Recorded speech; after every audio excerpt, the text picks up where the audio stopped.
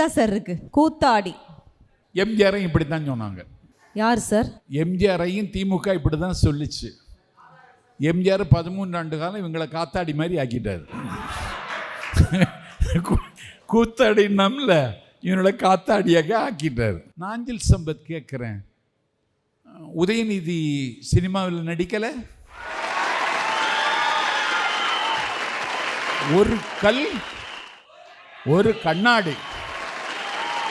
கண்ணாடியும் உடைஞ்சு கல்லையும் காணலை. கடைசியில் என்ன படம் தெரியுமா?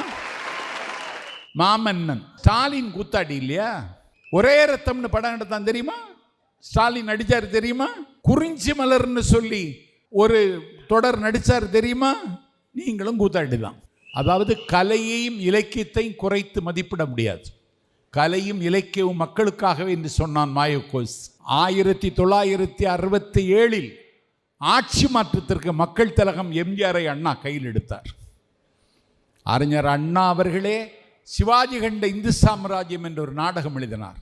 அந்த நாடகத்தில் காகப்பட்டர் வேடத்தில் அண்ணாவே நடித்தார். அப்ப அண்ணாவும் கூத்தாடியா? நடிகமணி டிவி ராணா நாராயணசாமி, லட்சிய நடிகர் SSR, மக்கள் திலகம் எம்ஜிஆர் போன்றவர்களை அண்ணா தன்னுடைய வெற்றிக்கு பயன்படுத்தினார்.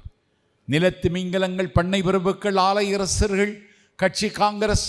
இந்த காங்கிரஸை எப்படி எதிர்கொள்ள முடியும்?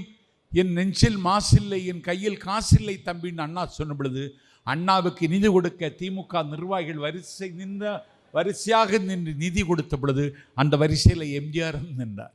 அண்ணா சொன்னார், நீ எதற்கு இந்த வரிசையில் வந்து நிற்கிறாய்? நீ எதற்கு எனக்கு நிதி தர வேண்டும்? உன் ஒளிமுகத்தை காட்டினால் ஓட்டு பெட்டியில் 10 லட்சம் ஓட்டுகள் வந்து விழும்பினார். ஆகவே தமிழ்நாட்டினுடைய அரசியலை கலையும் இலக்கியமும் தீர்மானித்திருக்கிறது. அந்த கலை உலகத்திலிருந்து வந்தவன் தான் எங்கள் தலைவன். அந்த திரை உலகத்திலிருந்து தலைவன்